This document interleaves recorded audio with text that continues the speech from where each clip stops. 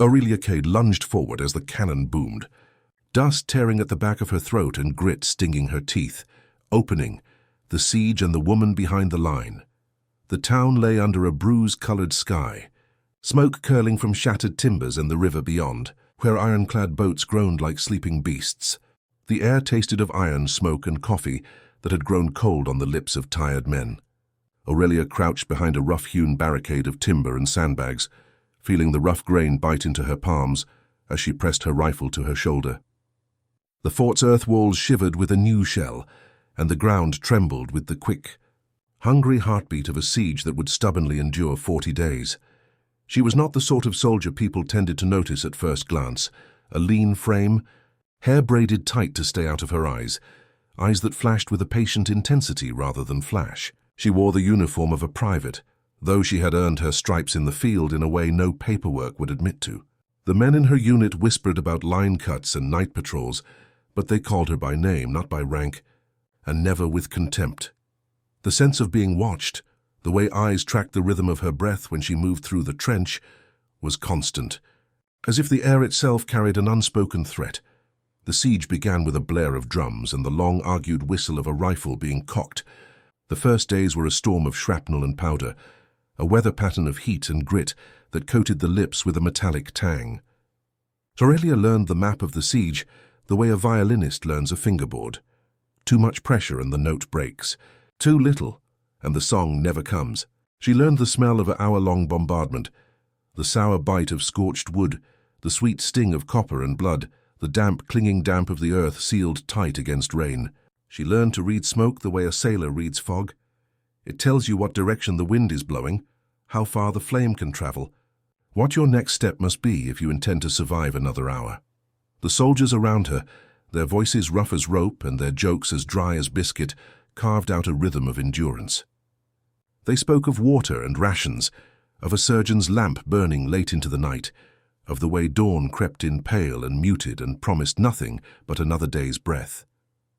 Aurelia spoke little, but she listened with the kind of attention that makes a person indispensable in a line of fire. She learned the names of those who did not survive a night's assault, as though they were notes on a staff. The quiet sharpshooter who never spoke, but could lay a shot with the patience of a saint.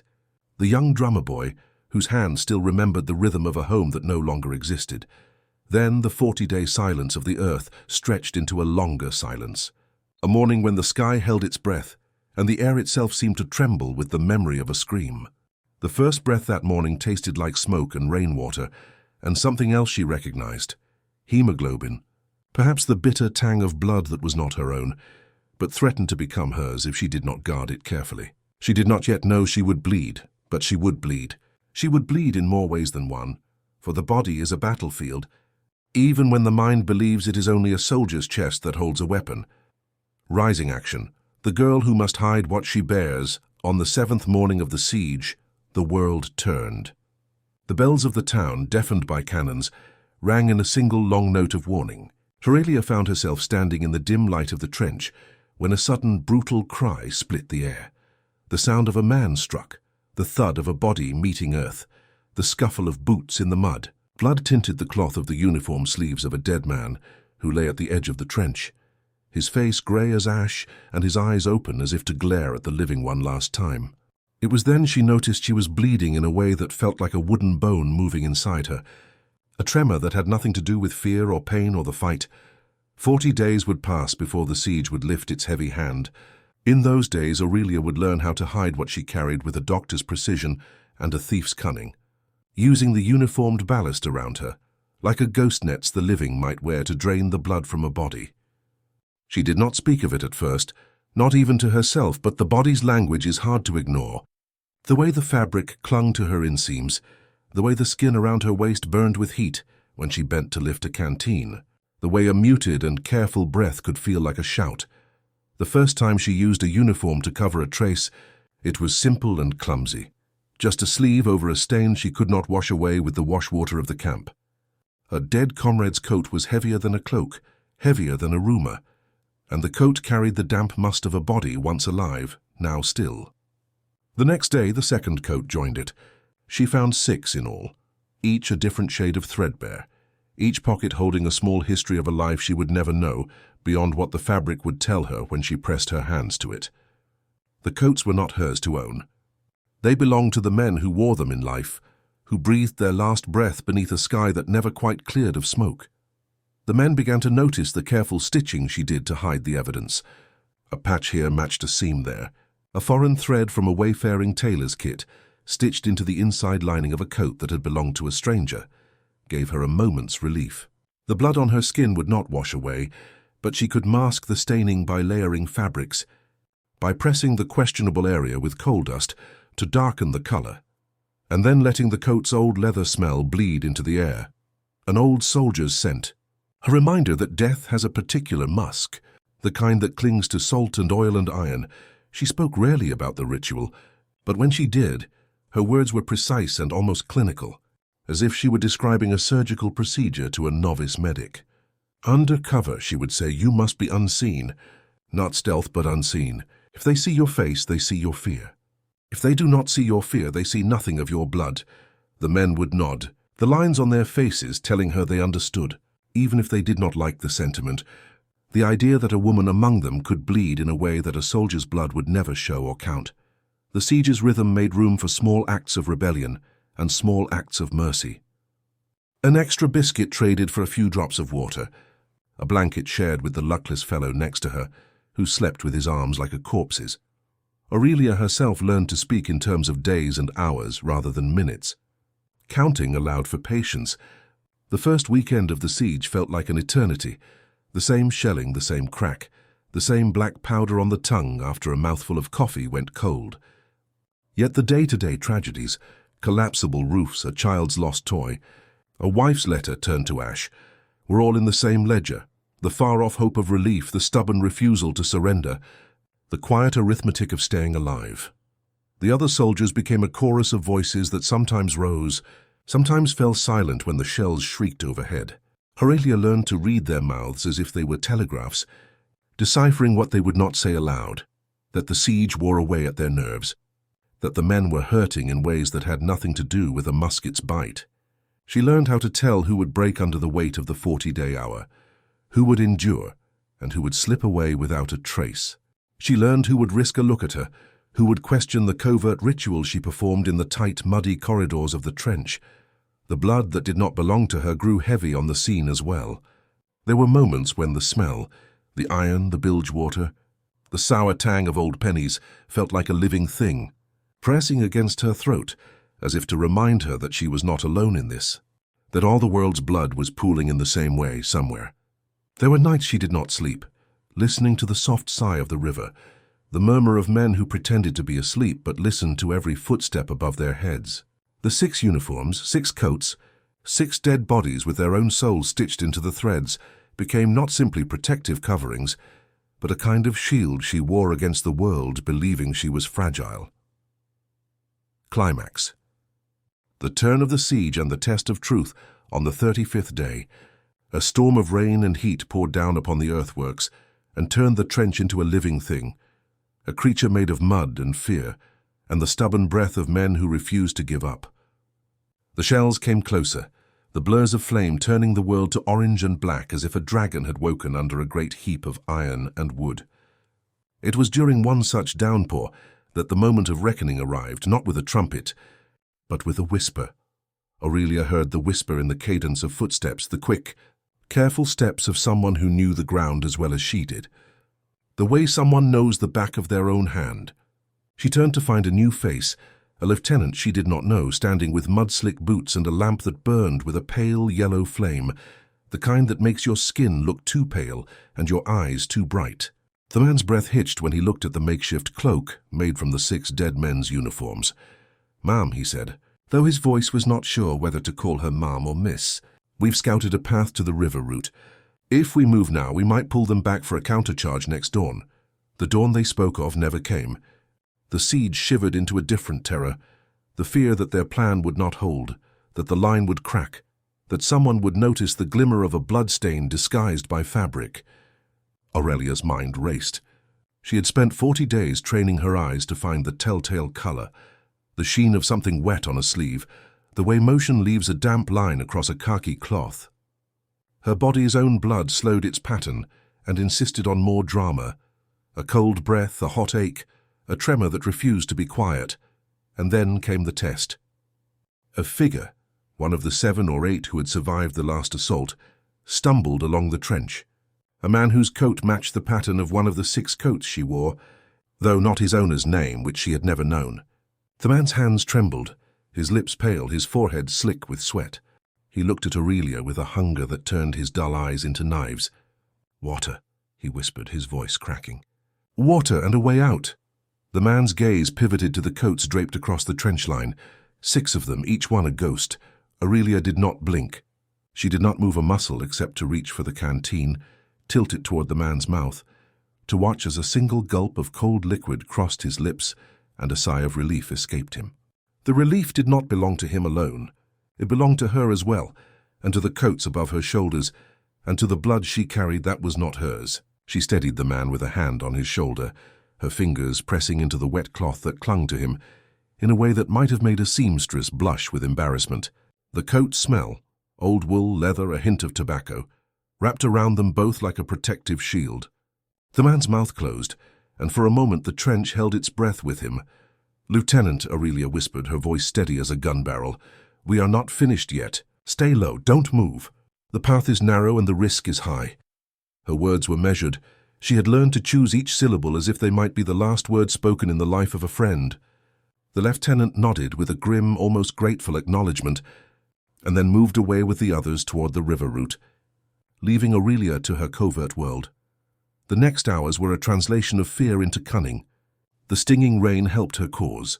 It washed away some of the scent of blood and iron from the ground, muddied the footprints, softened the lines of the tracks. She moved with the ease of someone who had learned to breathe around danger, to wait until the exact moment when the air would carry no suspicion, when a man's eyes would not latch onto the red stain of a bloodied sleeve and think it was just a trick of light. The 6 coats, heavy with the memory of 6 fallen bodies, bore the brunt of her fragile balance between visibility and invisibility. She became a walking shadow, a rumor in fabric. Yet the siege demanded more of her than deception. It demanded truth. The female soldier who wears men's clothes and steals their coats to cover her menstruation must also become a witness to the war's brutal arithmetic. If the blood were discovered, not merely stained on fabric but on the skin beneath, the story would become a dangerous memory, a trail that might lead to her absolute ruin. She did not speak of the personal toll aloud, but the days wore at her in ways that no shell could, in the way cloth binds against skin, in the way the body's rhythm asserts itself when there is no safe place to bleed, but bleed she did. On the 38th day, the voice inside the trench changed. It was a voice of someone who had seen too much of what humans do to one another in war, a voice of someone who knows the difference between risking one's life for a cause and living long enough to tell the tale. It was the medic, Dr. Maeve Carter, a woman with an old world's calm and the precision of a surgeon who never looks away.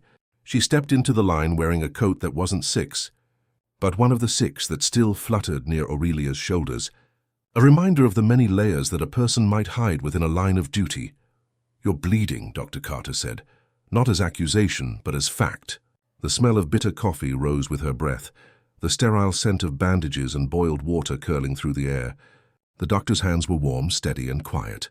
Their touch a promise that she would not let a girl be broken by a war that cared little for girls or girls who wore uniforms.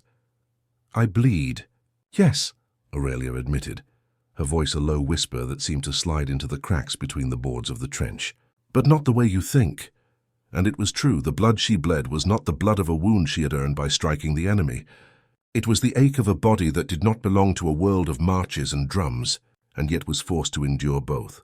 Maeve Carter listened, with the calm of a mother who has borne witness to too many deaths to cry at the moment of a single one. She pressed a dry cloth to Aurelia's cheek, then her abdomen, then her back, lifting the fabric to reveal the way the blood ran unevenly across the bandage. She nodded with the mathematics of mercy, measuring the risk, measuring the time left to the siege's hold. 40 days. "Aurelia," she said, using the name with tenderness, as if she were saying a prayer, rather than making a medical diagnosis. "Tell me how you lived through 40 days of something the world calls a siege." The doctor's eyes searched the person beneath the uniform, the person who wore the 6 coats with such careful devotion. Aurelia's lips pressed into a line, then softened into a small, honest smile. "I count days," Aurelia admitted. 40 days is a long math problem. I must solve it in this trench, among these men and the smell of rusted metal, the taste of iron in every breath. The doctor's face softened further, and she did not press the matter. She simply worked, cleaning away debris, securing the bandage, and whispering small words of fortitude that sounded almost like songs. As the days stretched toward the end of the siege, a sequence of near glory and near defeat formed the core of Aurelia's life. The 6 coats carried their own stories, stitched into lining and seam. Her sense of self, intricate, quiet, stubborn, became interwoven with the coats themselves. They did not belong to her, these coats. She did not own their memories, but she wore them to own her survival. The final day came with a light that did not feel light at all, the way the sky, once clouded with smoke, burned pale in a way that felt like the world shedding its skin. The enemy had begun to withdraw. The river's edge looked less like a battlefield, and more like a line drawn to escape the moment of truth. The relief column arrived in a rush of boots and the sound of a drum, a bright sound that cut through the noise of artillery as a lighthouse cuts through fog. For a moment, Aurelia stood still, the 6 coats hanging like banners across her shoulders, and she tasted the metallic tang of adrenaline in the air, resolution, escape and reckoning. The relief came with a sudden, almost conspiratorial gentleness. The soldiers who trod the trench wore faces marked by fear and fatigue rather than triumph, and their eyes met Aurelia's with a mixture of suspicion and grateful recognition. They moved with a purpose that turned the siege's long hours into seconds, and those seconds were enough to carry a person out. To lift a body from the ground and carry it towards safety. The coats remained in place for the moment, a silent chorus of the fallen, a testament to the plan that had sustained her through 40 days. Aurelia moved with them as though they were part of her, because they were not just fabric, but the living memory of 6 men who had given everything so that the living might go on. Her name, Aurelia Cade, carried out of the trench with a new weight. The men who stood around the shoulder of the relief column did not speak her name. They spoke her deeds in the glow of lanterns and the glow of a dawn that looked for the first time in 40 days like a future. She did not boast of the burden she bore. Instead, she spoke to Maeve Carter, to the nurse who had become, in the most ordinary way possible, the thin line between life and death for so many. "We go on," she told Maeve, the words sounding like a vow even to her own ears. 40 days taught me to hide what I must, but they did not teach me to forget why I live. The coats, the blood, the pain, it was not for nothing. It was to learn the value of a breath that comes after the worst storm. Maeve's response was a small, wry smile, the kind that knows too much and pretends to know nothing at all. "We live to tell the truth," she said, "and if the story must include a girl who wore the dead like a second skin and bled in a way that made survival possible, then we tell it honestly." Her words held both gravity and warmth, a physician's quiet sermon about the ethics of endurance. The long march away from the siege's edge began with the river's current drumming against the hull of a transport boat, a sound Aurelia recognized as the first step toward a new life, beyond the war's furnace. The coats remained a memory on her shoulders, their thickness a reminder of the risk she had taken, of the blood that had not bled out but bled through to the other side of fear. She walked among the crowd of the relief column, not celebrated, but acknowledged in the quiet way soldiers acknowledge those who have endured with them. In the weeks and months that followed, the world would not forget the siege's 40 days, nor the girl who wore the dead as a shield and the cloth to hide a private pain. People spoke of the soldier's courage and the doctor's mercy, and of the river's stubborn flow that bore witness to the day when hell gave way to dawn. Aurelia learned how to live with the memory of 6 coats, each stitched with a life that had been lost. She did not become a hero in the romantic sense. She became a person who endured, who did what she could in a world where doing enough was all a person could ask for. Her breath came easier once the siege was over. The air tasted like clean rain and a distant campfire, not like iron and powder and fear. The blood that had haunted her skin, that stained the coats and the memory, settled into a quiet, stubborn residue. Blood and memory mixed, like 2 colors that refused to separate on a single brushstroke. She carried herself differently now, with a subtle weight that did not quite disappear, as if her body still wore the coats even when they no longer hung on the line, and yet the final image of that long, brutal 40-day period remained vivid in the mind. The 6 coats, each once belonged to a man who had fallen, now stitched together not into a garment but a symbol, a living, breathing reminder that war is not the story of heroes alone, but of those who learn to survive by carrying others' burdens. Aurelia's legs grew tired as she walked from the river's edge toward a future that promised repair, education, kinship, and the quiet, stubborn peace that comes after a long, hard night. She looked back at the town and to the trench line where the coats had once hung over the wire like banners of memory. The memory did not fade. It settled into the core of who she was, a soldier who learned to endure not by denying her body, but by understanding its truth and giving it the tools to survive. A final, personal reckoning in the years after the war. Aurelia did not speak of the 40 days the way a conqueror might speak of a victory. She spoke of the day when a woman's body could speak louder than a musket's report, when a woman's pain could be turned into a tool for endurance that saved the lives of others. She spoke of Maeve Carter, of the calm hand and the merciful judgment that kept a body intact when a world had decision and mercy both in short supply. She spoke of the 6 coats as if they were a family she had never chosen, but had learned to adore through the seasons of war. The memory of her menstruation, the simplest, most human truth of all, did not fade either. It was a detail that could have broken a life, but in Aurelia's hands it became a measure of strength, not the ability to hide, but the ability to endure. In quiet hours, she would stand naked to the window, the rain washing the town's dust from the glass, and feel the cool air on her skin and the memory of the 6 coats resting on her shoulders. It was then that she understood the paradox of war. It destroys, but it also asks us to carry something forward, to remind others that life persists even in the worst and most brutal conditions. Her eventual path would take her away from the trenches and toward a quieter chapter of life, one where she could teach, write, and bear witness to the war's human cost. Yet the 40 days remained a hinge in her life, a door through which she could see the old world and the new, a line she would never be allowed to cross twice without recognizing the toll it would take. She was a living archive of what people had endured for a cause larger than themselves, a reminder that even in the midst of sorrow, a human can choose to survive with integrity and memory. The ending, the escape that was never the end. The siege ended not with a heroic last stand, but with a quiet bounty of relief, boats creeping up the river, cannons quieting into a distant memory, the slow, almost ceremonial withdrawal of the enemy's banners. Aurelia did not run. She moved with purpose, stepping away from the trench lines and toward a future she did not yet know, but could now glimpse with a stubborn hope. The 6 coats, now dry and folded, remained with her as a talisman, not a costume for concealment, but a record of what a person can endure when every breath is a testament to those who came before and those who would come after. In the end of the tale, she did not vanish into legend or fade into the crowd. She found a path out of the war that led not away from the memory of pain but through it, into a life where she could finally speak of the truth without fear. The story of a girl who bled not just blood, but time and memory became the story of a woman who chose to live beyond the pain and to help others endure as well. The war the 40 days had tested her with did not end her.